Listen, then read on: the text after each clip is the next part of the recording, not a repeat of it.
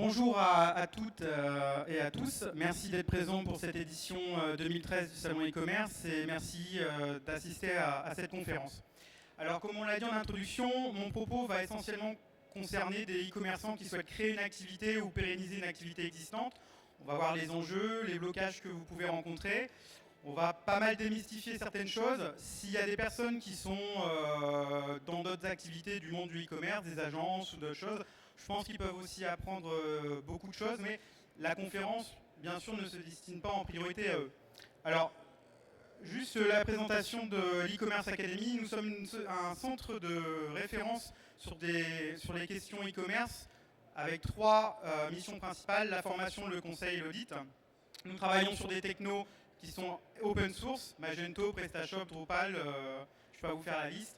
Vous avez également pas mal de sujets transverses au e-commerce, l'ergonomie, le référencement, la réputation, le community management, le web marketing. Alors, si jamais vous souhaitez avoir plus d'informations sur la e-commerce Academy, en fin de conférence, au fond de la salle, vous aurez l'ensemble de nos supports.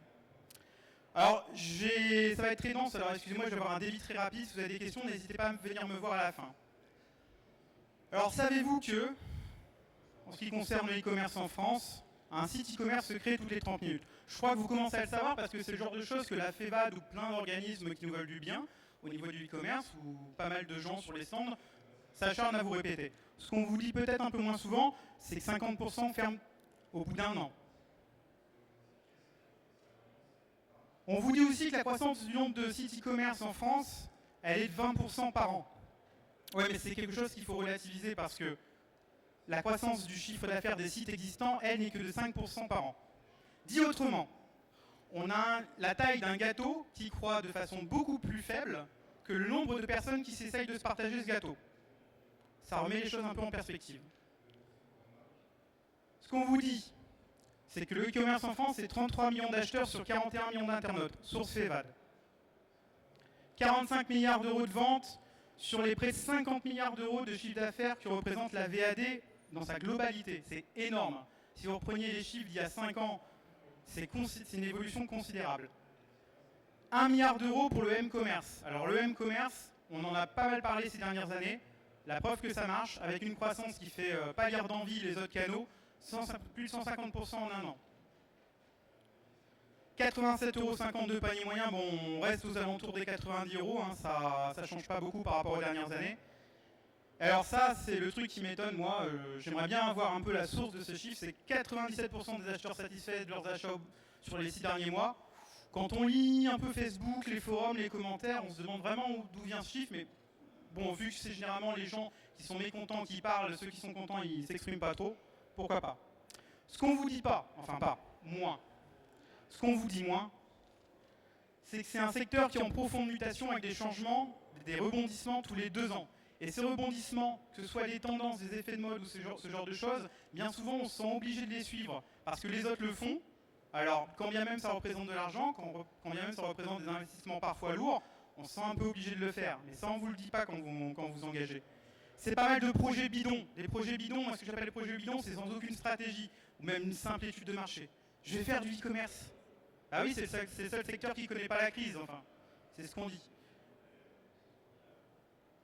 Une phrase que j'aime beaucoup par rapport à ça, je ne sais plus où j'ai lu, ça doit être un confrère, mais j'aime beaucoup cette phrase. Le i de e-commerce ne veut pas dire easy commerce. C'est pas parce que c'est e-commerce que c'est facile. Ça reste du commerce. Dans l'e-commerce, il y a commerce. C'est un métier, c'est une fibre. Si vous ne l'avez pas, déjà, vous partez mal. C'est des plantages d'anthologie et des effets de mode. Alors, je peux en citer pas mal. Il y en a certains que tout le monde connaît. Boo.com, qui était une grande société qui a lancé des centaines de millions de dollars pour arriver dans le prêt-à-porter, grand luxe et compagnie. Ils allaient tout casser, ils allaient tout casser la baraque. Ils sont morts. Il y a eu plus récemment Pixmania qui, après être passé de pure player au magasin physique, vient de fermer tous ses magasins physiques. Vous avez également Pets.com avec les animaux domestiques. Même Google s'est planté. Même Google a réussi à se planter, puisqu'il y a quelques années, ils ont voulu vendre leur premier smartphone complètement en ligne, sans passer par des canaux de distribution physiques. Ils ont testé le truc quelques mois, puis ils sont bien vite revenus à un système physique à l'ancienne, parce que ça ne marchait pas. Les gens n'étaient pas prêts. Ils ont dit que les gens n'étaient pas prêts. Vous avez également Second Life, tout le monde a entendu parler. Vous étiez là, si vous étiez présent il y a 3 ans à ce même salon, tout le monde vous rabâchait du F-commerce, le Facebook commerce, 3 ans après, plus personne n'en parle. Vous avez également MySpace qui, originellement, avant même Facebook, étaient les fondateurs de ce qu'on appelle aujourd'hui les réseaux sociaux. Aujourd'hui, c'est peau de chagrin, c'est juste le monde de la musique. MySpace, ils sont recentrés là-dessus. Donc il y a pas mal d'effets de mode. Des orientations budgétaires en dépit du bon sens. Alors là, je m'adresse particulièrement aux e-commerçants qui mettent le paquet sur les technos, qui vont mettre du paquet sur du design, qui vont mettre le paquet sur du référencement en payant parfois des sommes hallucinantes. C'est bien beau d'attirer des gens, c'est bien beau d'avoir une plateforme solide, mais si vous ne savez pas convertir, si vous n'avez pas mis d'argent sur l'ergonomie et sur le marketing pour fidéliser les clients, il y a un problème. Vous avez un problème de logique, vous n'avez fait que la moitié du chemin. Et enfin, une phrase un peu choc, mais qui résume bien ce que je peux voir malheureusement encore quotidiennement en 2013. Les gens qui arrivent en me disant j'ai envie de faire un site e-commerce avec 2000 €, je suis désolé, c'est pas du business. Au mieux, c'est une micro-entreprise. Dans le pire des cas, c'est du hobby. C'est pas du business. On ne fait pas un site e-commerce, je mets au sens large une entreprise e-commerce au-delà du site. On ne fait pas une entreprise e-commerce avec 2000 € de budget. Alors, j'ai baptisé de façon un peu alléchante ma conférence Survivre en 2014, il faut bien que je me mouille un petit peu. On va prendre un peu de recul, on va voir les perspectives macro pour 2014. Moi, ce que je vois pour 2014, c'est une poursuite de la crise macroéconomique. Donc ça induit une optimisation par les acheteurs de leur façon de consommer. Ça induit également une diversification verticale des produits et des services par les e-commerçants. Alors, diversification verticale, pas de blabla avec moi, je vous explique tout simplement ce que ça veut dire. Les e-commerçants vont s'acharner en fait à multiplier les produits et les services pour répondre toujours à un même besoin. On est dans une idée où on se reconcentre sur le cœur de l'activité du e-commerçant. Ça ne sert à rien d'essayer d'être le prochain Amazon, ça ne sert à rien d'essayer d'être la nouvelle Fnac ou alors Virgin, n'en parlons pas. L'idée, c'est de se reconcentrer en fait sur à quel besoin je réponds et de multiplier les produits et les services qu'on offre à nos clients à cette fin. Et ça s'appelle les niches. Aujourd'hui, pour réussir, pour pouvoir arriver à vivre correctement d'un e-commerce, ce que je préconise aux personnes qui viennent me voir en me disant je veux faire une réorientation professionnelle, j'ai 40 ans, j'ai pris la charrette avec l'argent qui va avec et je veux me lancer dans l'e-commerce. Eh ben, faites une niche, sélectionnez une niche, répondez à un besoin spécifique, ça ne sert à rien de tout de suite vouloir monter une usine à gaz. La fidélisation, ça c'est quelque chose qui est particulièrement compris des commerçants traditionnels et qui est complètement incompris des gens du e-commerce. Ils n'ont toujours pas compris quelque chose qu'on enseigne en première année d'école de marketing, c'est que ça coûte toujours plus cher d'acquérir un nouveau client que de conserver ce qu'on a déjà. Alors, j'insiste là-dessus, débrouillez-vous pour faire vivre à vos clients une expérience unique. Quand je veux parler d'expérience unique, c'est très simple. Quand vous avez un client qui sent l'importance à laquelle vous lui donnez à travers tous les canaux de contact que vous avez avec lui, téléphone, email, processus de commande, tous ces genres de choses, quand vous lui faites comprendre quelle importance il revêt à vos yeux, pour lui, presque automatiquement, en échange, vous ne serez plus cet e-commerçant lambda parmi d'autres. Comme je vous l'ai dit au départ, un site e-commerce se crée toutes les 30 minutes, ça fait du monde. Pour lui, vous serez cet e-commerçant-là qui a réussi à comprendre son besoin, vraiment à l'identifier, à y répondre et à y répondre de façon rapide, pragmatique et sympathique. La prochaine fois qu'il aura le même besoin, il saura chez qui aller. Il n'ira pas sur Google, il ira directement chez vous. Et enfin, le local va changer de paradigme. Alors, qu'est-ce que c'est qu'un paradigme pour ceux qui se demandent ce que c'est que ce gros mot? C'est un changement de conception de société, un changement de conception d'une certaine idée. En l'occurrence, le local, on va progressivement passer du dogme politique. On est déjà en train de passer à l'effet marketing. Et moi, je vous soutiens qu'on va passer à l'état de nécessité économique. Le baril de pétrole, il ne va pas baisser. La pénurie de matières premières, elle va devenir de plus en plus prégnante.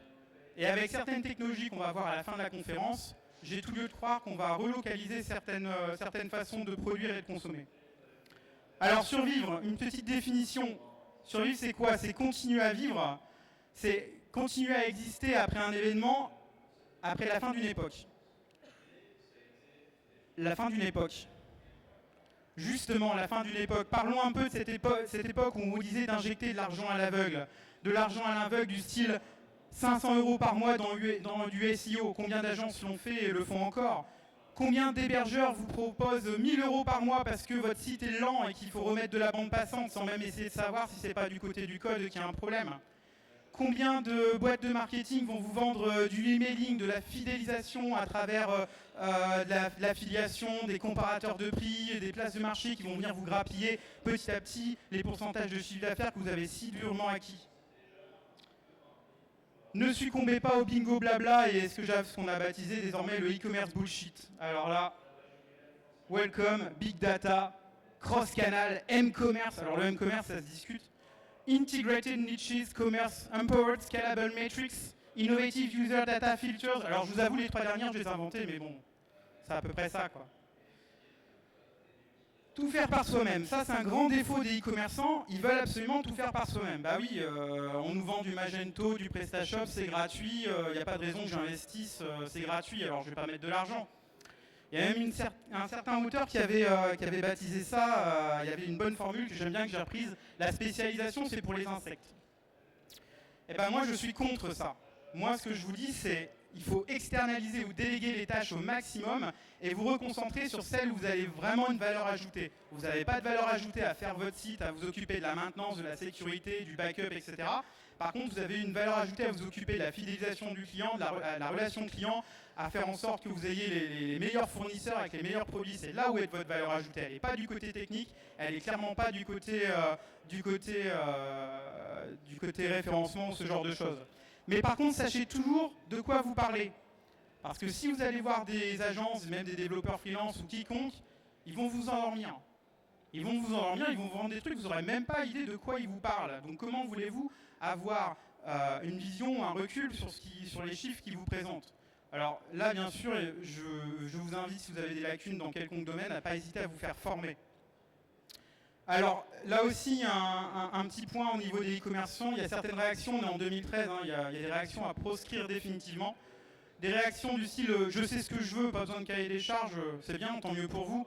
Mais c'est pas ce que vous voulez qui nous intéresse, c'est pas ce que vous voulez qui vous intéresse vous-même si vous réfléchissez un peu. Ce qui nous intéresse, c'est ce que veut le client, c'est lui qui va payer au final.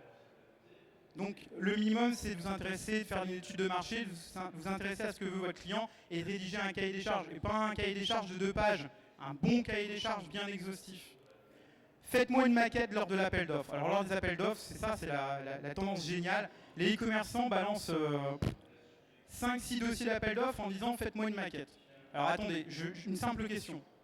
Comment vous voulez faire quand vous construisez une maison pour demander à un décorateur d'intérieur de penser à votre décoration quand l'architecte n'a même pas conçu les plans et que les murs ne sont pas encore debout?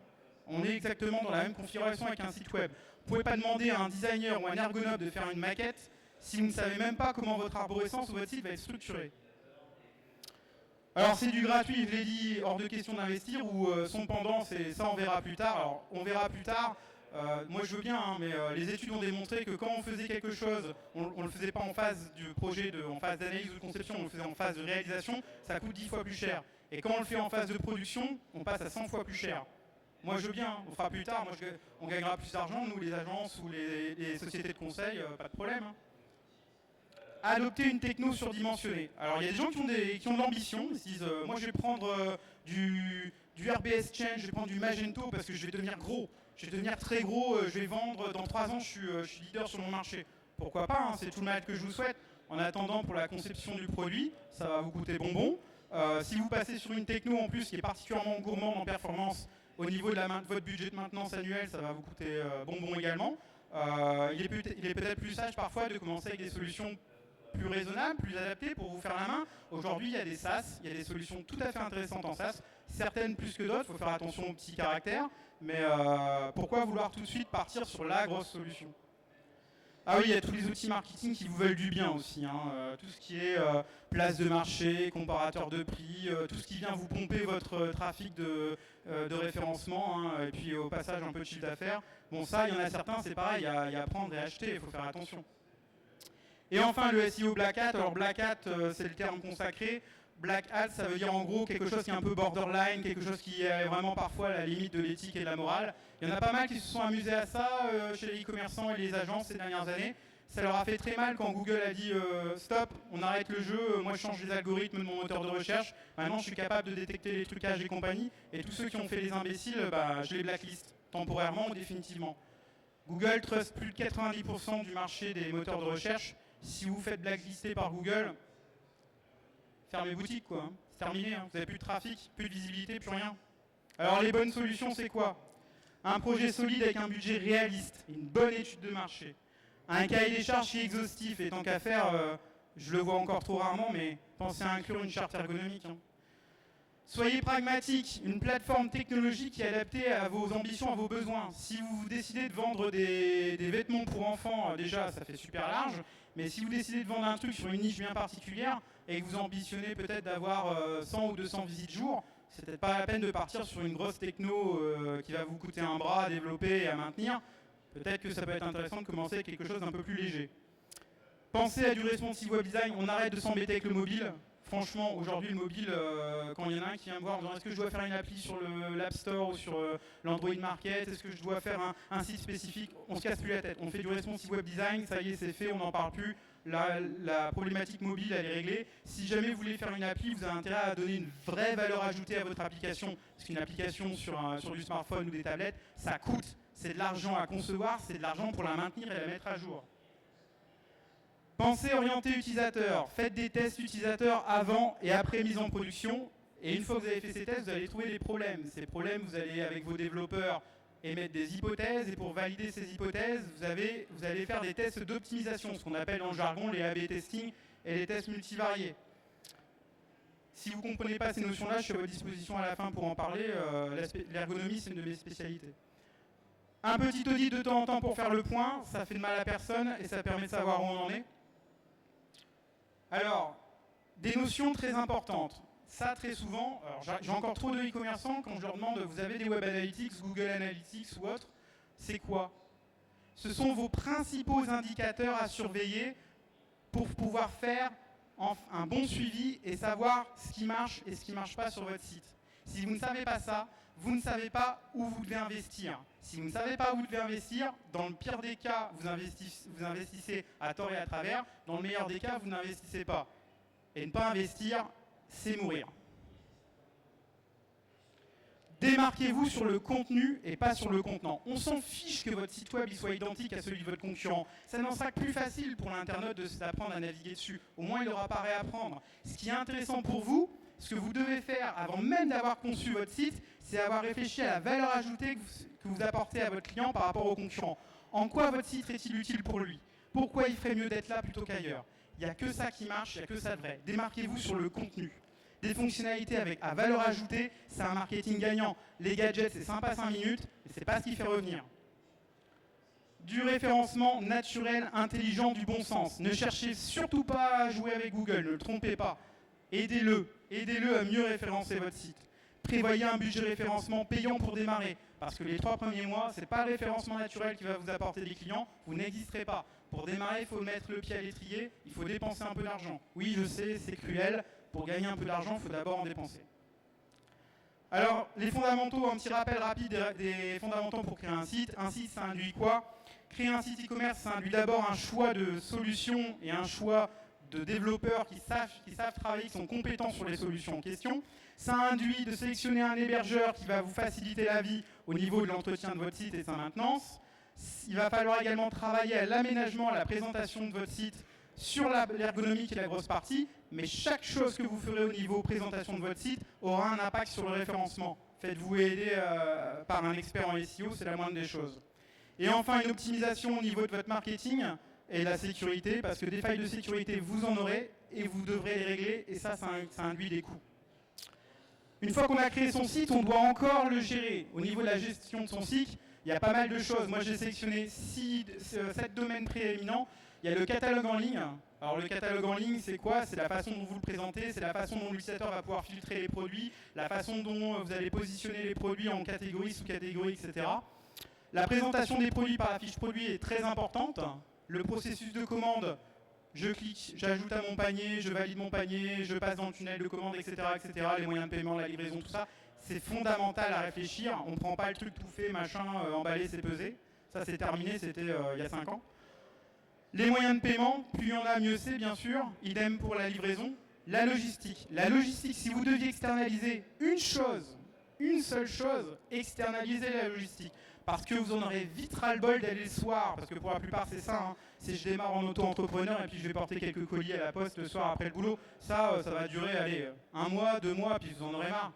Externalisez votre logistique, faites confiance à un professionnel si vous le pouvez.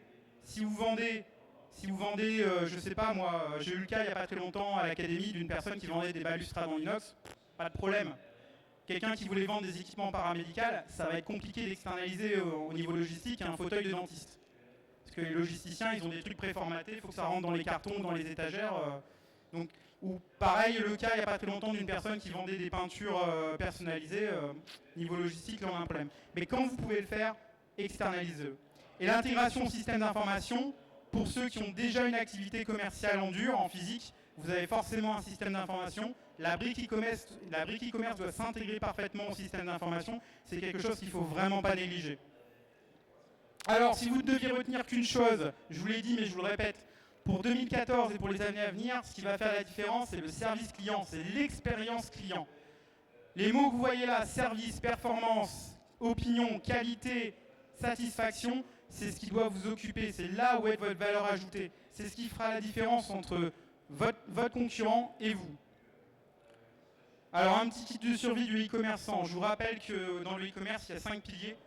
Les 5 piliers du e-commerce, l'ordre d'affichage ne relève pas une priorité quelconque, hein, c'est dans le désordre, mais l'hébergement, le code, le marketing, l'ergonomie, le référencement, c'est ça qui doit vous occuper, et ça avant tout.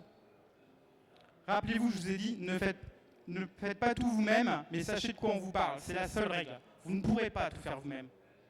Mais il faut absolument que vous sachiez à chaque fois de quoi on vous parle, sinon on va vous endormir. Alors, quelques petits outils très simples et qui vont vous permettre... Je vous les présente parce que la plupart du temps, je m'aperçois que chez les e-commerçants, ils ne sont même pas présents. Il y a beaucoup d'outils Google. Google trust 90% du marché, ça sera peut-être amené à changer, mais actuellement, c'est le cas. Via ces petits outils, vous allez pouvoir optimiser votre site e-commerce parce que vous pouvez savoir quel est le nombre de pages qui sont indexées par Google. Vous pouvez savoir quels sont le poids des pages qui ont été téléchargées par Google, le temps de chargement de la page par le robot Google, ce qui induit votre position dans les résultats Google. Par exemple, pour le temps de chargement de la page par le robot, si vous dépassez 1000 millisecondes, ça aura un impact sur votre visibilité.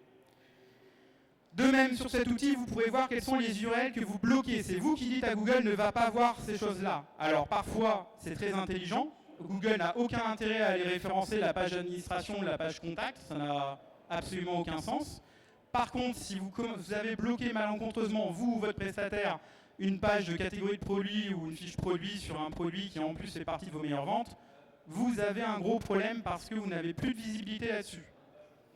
Vous avez également l'état d'indexation par Google, ce qu'on appelle vulgairement dans le jargon le crawl. Vous avez l'ensemble des pages 404. Alors les 404, c'est les pages qui sont indisponibles. Autant vous dire que ça a un impact autant sur le référencement que sur vos clients. C'est jamais sympa d'arriver sur une page indisponible. Avec cet outil-là, vous pourrez voir le nombre de pages qui sont indisponibles sur votre site et même Google vous précisera les pages en question. À vous de les corriger. On reverra les 404 un peu plus tard, j'ai une autre petite astuce. Vous pourrez voir également les pénalités manuelles qui vous a infligé Google. C'est ce que je parlais juste avant. Si Google a détecté quoi que ce soit qui ne lui plaisait pas sur votre site, il va vous pénaliser. Et vous pourrez voir là les pénalités qu'il vous a infligées et comment les annuler. Google Analytics, c'est un autre petit outil qui, lui, va vous permettre de surveiller les principaux indicateurs clés. Alors, Google met à votre disposition des indicateurs clés de base, des génériques que tout le monde utilise, que ce soit dans le e-commerce ou dans le web généraliste. Vous pourrez paramétrer vos propres indicateurs clés. Les indicateurs clés génériques, c'est l'évolution des visites, l'évolution des visiteurs, le taux de conversion, le taux de rebond, ce genre de notions qui sont les principaux indicateurs du e-commerce. Vous aurez également l'origine géographique et technique de vos visiteurs. J'en passe, il y en a vraiment une flopée telle que je ne peux pas les lister tous. Google Trends. Google Trends est super intéressant pour un e-commerçant. Ça vous permet de taper une requête, un mot-clé sur un sujet. Là, j'ai mis Big Data, par exemple. Un sujet qui concerne votre activité. Google va vous dire, voilà, actuellement, il y a tel et tel mots-clés qui sont associés à cette idée, qui sont à la mode, qui sont recherchés. Et il va vous donner les tendances, il va vous donner les plus fréquents et ceux qui sont en progression. Et il va même aller jusqu'à vous donner l'origine géographique des requêtes. GTmetrix. Alors GTmetrix, on parlait du code. Bien souvent, pour un e-commerçant, le code c'est assez obscur. Ce qu'il faut retenir, c'est que ce petit outil, quand vous rentrez votre URL ou l'URL d'un concurrent, va vous permettre de savoir en combien de temps vous chargez la page. Petite info, Si votre page se charge en plus de 4 ou 5 secondes, c'est vraiment qu'il y a un problème qu'il faut résoudre vite parce que ça a un impact et sur le référencement et sur les clients.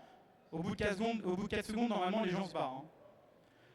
Vous avez le poids total de la page et vous avez également le nombre total de requêtes effectuées. Bon, ça va vous permettre d'avoir des informations. Si votre développeur vous dit non, moi pas de problème, tout va bien, vous avez quelque chose à lui montrer.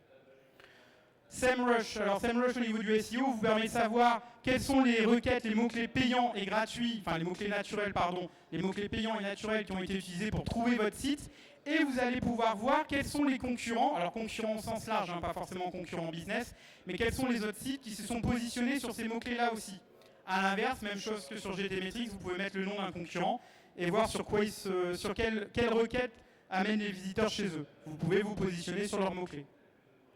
Google AdWords vous permet d'avoir des idées de mots-clés. En fait, il y a une partie dans Google AdWords.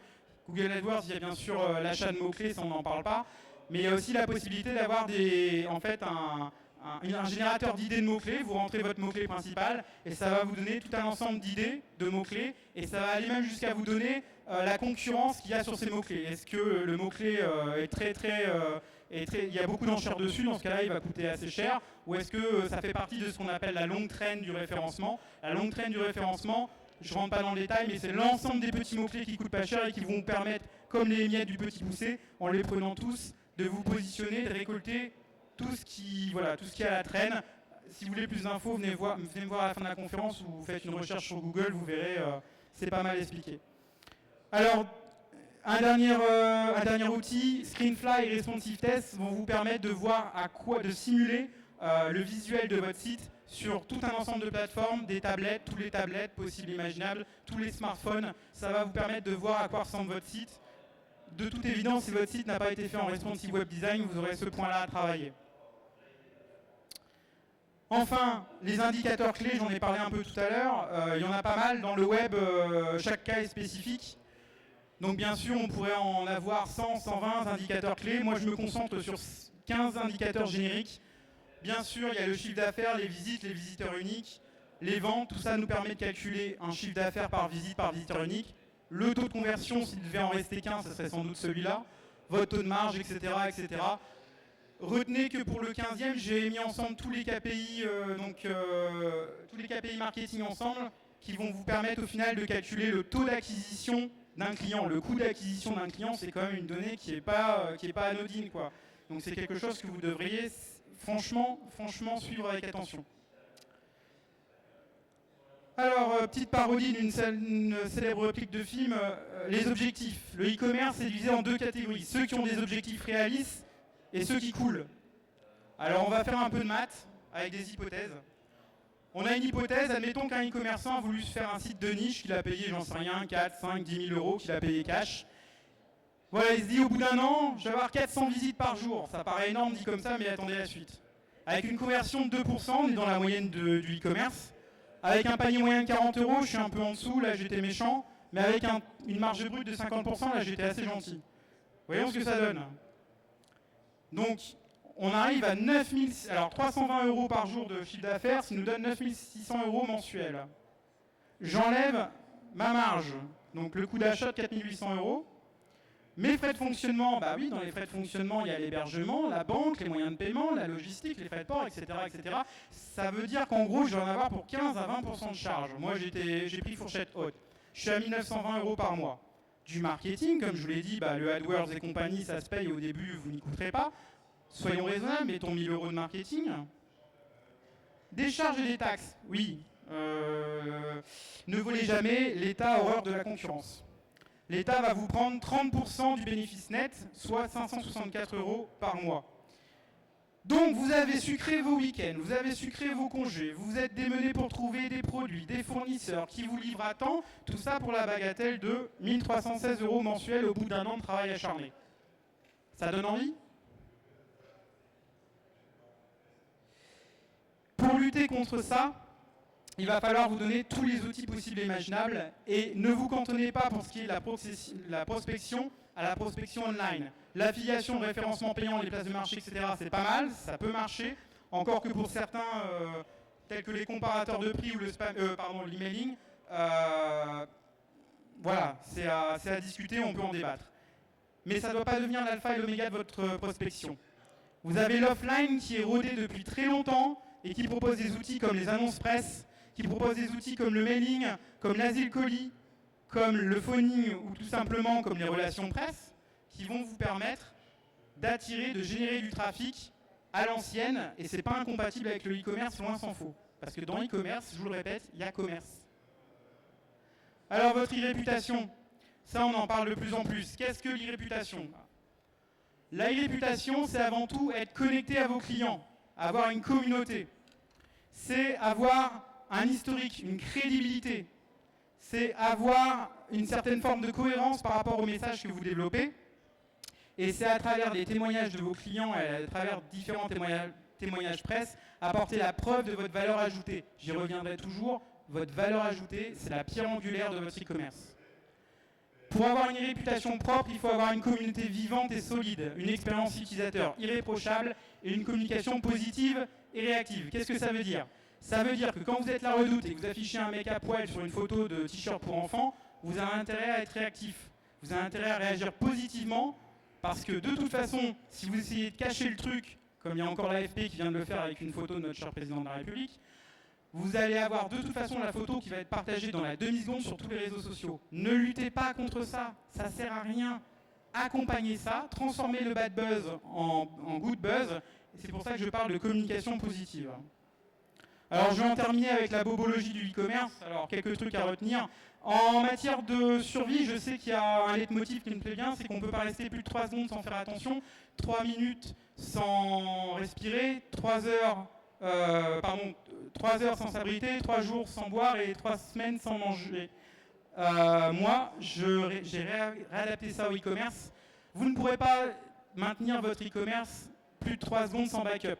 Vous avez un piratage, vous avez une migration de votre e-commerce qui se passe mal, vous n'avez pas de backup, vous fermez boutique. Donc soit vous avez fait l'erreur de ne pas prévoir de backup dans votre cahier des charges, soit vous avez un hébergeur qui est incompétent qui ne l'a pas prévu. 3 minutes sans une ergonomie fiable. Et là encore, franchement, j'ai été gentil parce que quelqu'un qui arrive sur la première page, je vous l'ai dit, en 4 secondes, si elle est trop lente, elle se barre. Mais s'il va au-delà et que c'est inutilisable, il n'ira pas au bout de 2 ou 3 pages. L'ergonomie, c'est pas pour faire joli, c'est pas juste du design. L'ergonomie, c'est une science compliquée et c'est une démarche qui est transverse à l'ensemble des autres domaines dont on parle depuis le début. 3 heures sans corriger vos pages 404. Alors, à gauche, une page 404 classique, je vous l'ai dit, au niveau du référencement, ça aura un impact. Ça aura un impact aussi au niveau de vos utilisateurs. La moindre des choses, c'est de personnaliser un tant soit peu la page 404 afin qu'elle soit un petit peu plus sympa, un petit peu plus sexy que la page de gauche. Ça n'aura pas un impact sur le référencement, ça ne changera rien pour Google, mais par contre pour vos utilisateurs, je ne sais pas pour vous, mais moi je fais presque exprès de faire une 404 sur la droite là. 3 jours sans SEO, 3 jours sans référencement, pourquoi? On en a déjà largement parlé, mais si vous n'avez pas de visibilité, vous ne générez aucun trafic. Si vous ne générez pas de trafic, vous n'êtes rien, vous n'êtes personne. C'est pas comme un magasin dans la rue où les gens peuvent passer par hasard devant, s'arrêter, rentrer. Vous devez vraiment attirer les gens par tous les moyens qui sont mis à votre disposition. Bien sûr, les moteurs de recherche, c'est le moyen numéro 1, et Google est le numéro 1 des numéros 1, mais il y a d'autres techniques, et au niveau référencement, vous ne pourrez pas faire l'impasse. 3 semaines sans reporting éveil, là aussi, pas d'indicateur, vous ne pourrez pas suivre votre activité. Vous ne pouvez pas suivre votre activité, vous ne pouvez pas savoir dans quoi vous investissez, et si vous avez ce qui marche et ce qui ne marche pas sur votre site. 3 mois sans service client. Imaginez un petit peu, vous lancez votre site e-commerce, et vous n'avez pas pensé à la gestion des retours. Ça tombe bien, la directive européenne vient d'annoncer, une nouvelle directive européenne vient d'être annoncée qui passerait le droit de rétractation de 7 jours en France à 14 plus 14 jours. 14 jours pour se rétracter, 14 jours pour envoyer le produit. Et cerise sur le gâteau, l'Europe a dit, tant qu'à faire, on va faire payer les retours aux e-commerçants. Je ne vous raconte pas le bazar que ça va être si vous n'avez pas prévu ça dans votre cahier des charges. Et enfin, 3 ans sans rentabilité, c'est à peu près la moyenne que va durer. En gros, 4 sites e-commerce sur 5 vont décéder avant 3 ans de leur belle mort, faute de rentabilité. Si vous en êtes à ce point-là, restez calme, appelez la e-commerce academy, on a des solutions pour vous. Alors j'ai été très noir, et c'est le dernier slide, j'ai été assez noir dans la présentation de cette conférence. Je ne veux pas que vous tiriez une balle en sortant de la salle, je vais vous remonter un petit peu le moral. J'ai parlé de la fin d'une époque, c'est peut-être également le début d'une nouvelle époque. Si on revient au niveau macro, on a la robotisation de la production industrielle, c'est-à-dire qu'on va avoir un rééquilibrage à travers les différents blocs économiques, géopolitiques à travers le monde. Un robot qui soit à Shanghai, qui soit à Paris, qui soit à New York, il va produire à la même vitesse, il va produire au même coût, grosso modo au même coût. Ça induit des rééquilibrages à revenir au niveau de la production. L'énergie va devenir produite et consommée en réseau. Consommer, c'est déjà le cas, puisqu'EDF vient de lancer son nouveau compteur Linky qui lui permet de piloter votre consommation et d'ajuster sa production à distance, mais sa production va rester centralisée. Ce qu'on prévoit dans l'avenir, c'est que la production se fera non plus de façon centralisée, mais décentralisée chez vous. Et si vous produisez 1000 MW et que vous en consommez 700, vous pourrez redispatcher le surplus à votre voisin ou à vos proches, on peut tout imaginer. Chacun sera producteur donc de ce qu'il consomme. Des idées novatrices pour s'adapter à la pénurie de matières premières. Le prix du baril ne va pas baisser, je l'ai dit, mais il y a également des matières, voilà, quoi, elles ne vont pas être là disponibles à l'infini.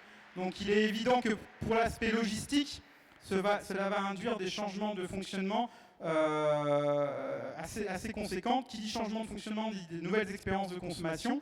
Et il n'est pas impossible qu'on voit dans les maisons, dans les appartements apparaître des casiers ou des locales destinés à la réception de colis, alors qu'aujourd'hui, comme aujourd'hui, on peut avoir des locales poussettes ou des locales pour les vélos. Des locaux, pardon. Pour l'impression 3D, alors ça, c'est le truc dont personne n'a la moindre idée de l'importance que ça peut avoir. C'est un vrai bouleversement à la hauteur d'Internet. C'est une production relocalisée. On va arrêter de vendre des produits, on va vendre des idées. Vous allez vendre des plans, et dans quelques années, les gens vont imprimer, vont produire à la maison l'idée qu'ils vous auront acheté. Je parle d'idées, n'importe quoi, un jouet pour enfants, un petit éléphant que vous mettez sur le marché, la personne achète l'idée, elle la produit chez elle, elle l'offre à sa fille. C'est tout à fait envisageable. Et si on met tout ça bout à bout avec le Move qui est en train de succéder au Touch, vous avez peut-être entendu parler de nouvelles technologies comme Leapmotion, Mio ou l'holographie interactive. Il y a une démo d'holographe, j'ai vu d'hologramme dans le salon. Imaginez que vous êtes chez vous, sur votre tablette, sur les genoux, vous êtes en train d'acheter sur Amazon un produit quelconque, et vous avez envie de voir à quoi il ressemble. Au lieu de l'avoir avec la photo sur la fiche produit ou en vidéo, vous avez un pico-projecteur qui vous sort le produit en hologramme, et en plus vous rajoutez le Move par-dessus, c'est-à-dire que vous pouvez manipuler l'objet sous toutes ses coutures. Plus besoin d'aller en magasin. Le seul besoin pour lequel il restera d'aller en magasin, c'est pour aller rendre le produit s'il ne vous plaît pas. Et ça, aujourd'hui, il y a encore trop d'e-commerçants qui n'arrivent pas à faire ce qu'on appelle vulgairement le cross-canal, le lien entre les deux. Alors, on a baptisé tous les éléments dont je viens de vous parler la troisième révolution industrielle. Est-ce que la troisième révolution industrielle donnera un Web 3.0 ? Moi, je parlais sur un Internet nouveau pour un monde nouveau. Voilà, je vous remercie d'avoir assisté à cette conférence. Je vous invite à passer nous voir au stand B45 et si vous avez la moindre question, je suis à votre disposition.